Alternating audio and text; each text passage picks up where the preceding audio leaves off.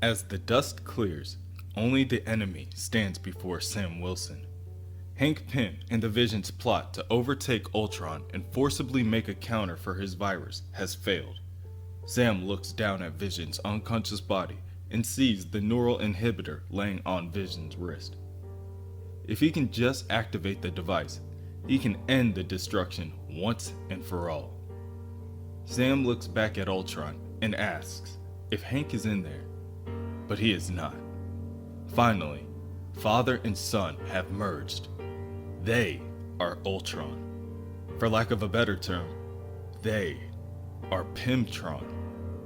Sam remembers who he is, Captain America, and dives for the device on Vision's wrist before getting blasted by a ray of energy by Pymtron. The blast knocks Sam off course and he falls to the ground. Pymtron walks over to Vision and his hand begins to glow as he prepares for another attack. He tells Captain America that they should have had the sense to listen to Hank in the beginning.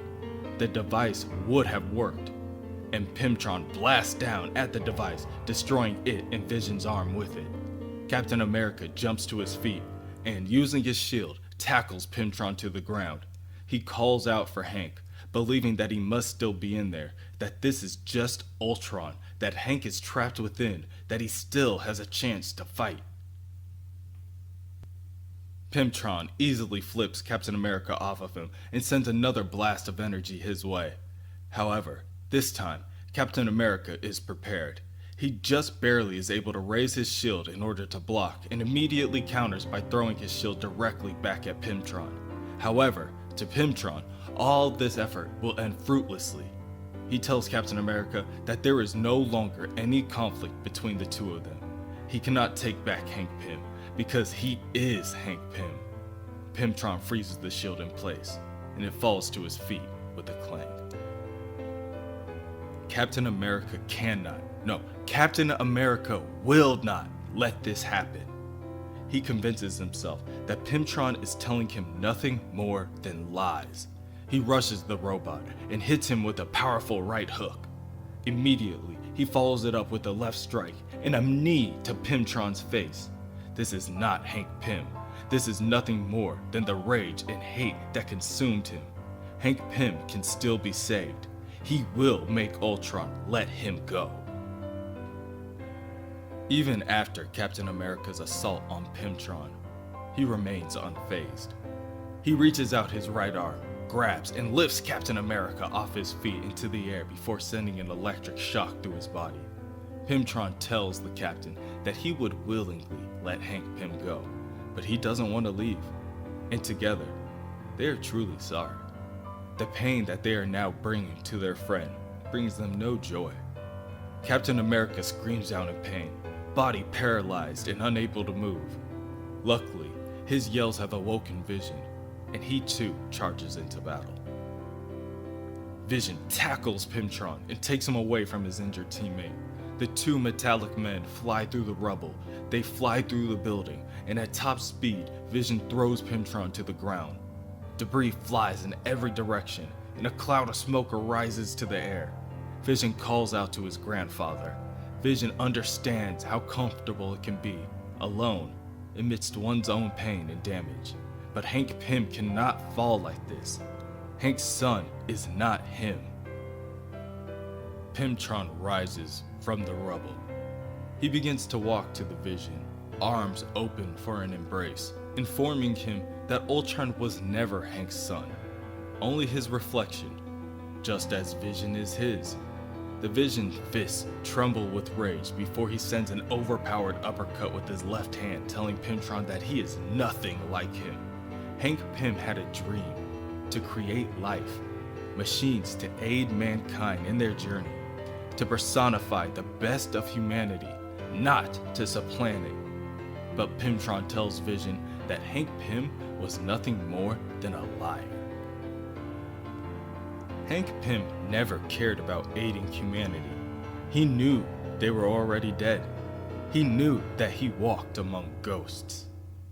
Vision launches into the air and then increases his density in order to attack Pymtron. But Pymtron knocks him off course with an energy blast. He rushes in for a follow-up attack, but is in turn stopped in his tracks by a blast from the Vision. He continues to ignore Pymtron's words, continues to call out for Hank, telling him that this is just the fear talking. Hank and Ultron are not the same. Ultron is only an armor built to protect the injured child inside. The real Hank Pym is so much more. Pymtron closes the gap and grabs Vision by his only arm left and emits an energy attack at point-blank range. He tells Vision to cease his speaking. He will burn for what he's done. Vision asks Pymtron why he feels the human's cruel estimation of him so deeply, and Pymtron tells him because he believes it. Pymtron erupts energy from his eyes and hands only inches away from Vision's body, leaving him once again motionless on the ground. Pymtron only cares because he believes it. He was built hollow in a world he didn't belong to. He was never meant to know anything else but animosity and rage.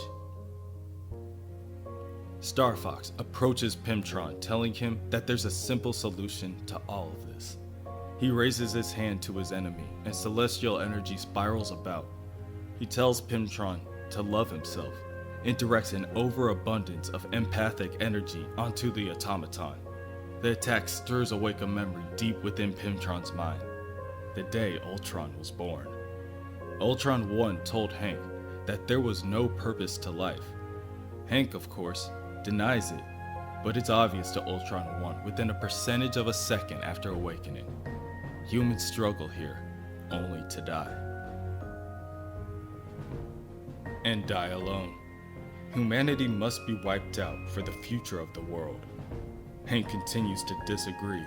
That is not the right conclusion that Ultron 1 should be making. Why does he omit all of the positive observations?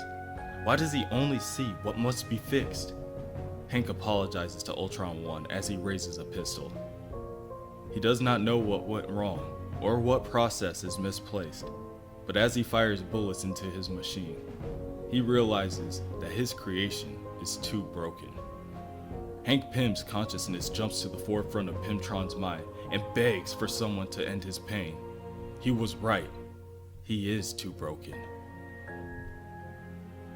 What has he become?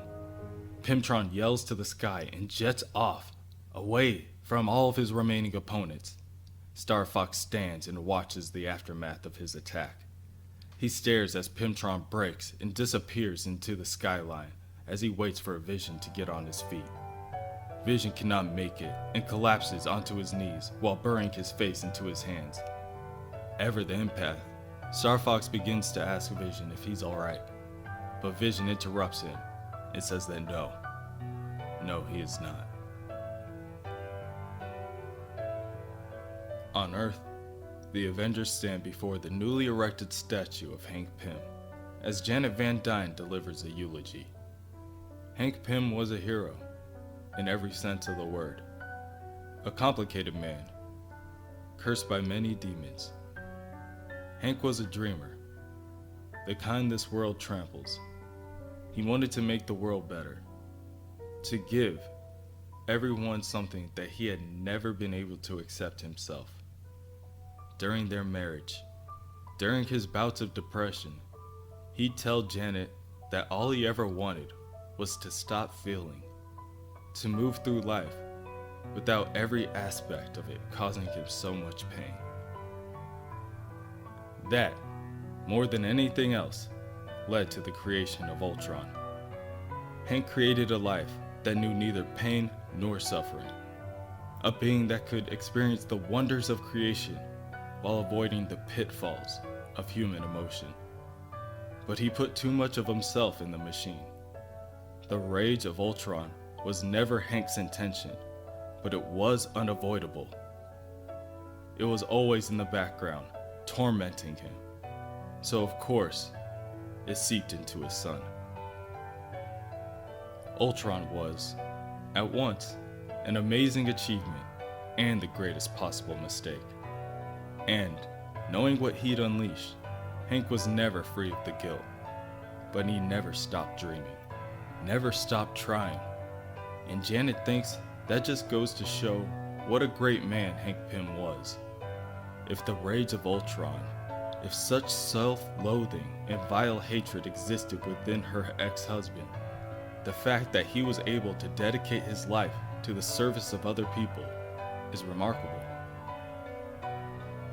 Hank Pym was an astonishing man, and if there is some part of him out there, somewhere, listening, Janet hopes, one day, Hank will let himself see just that.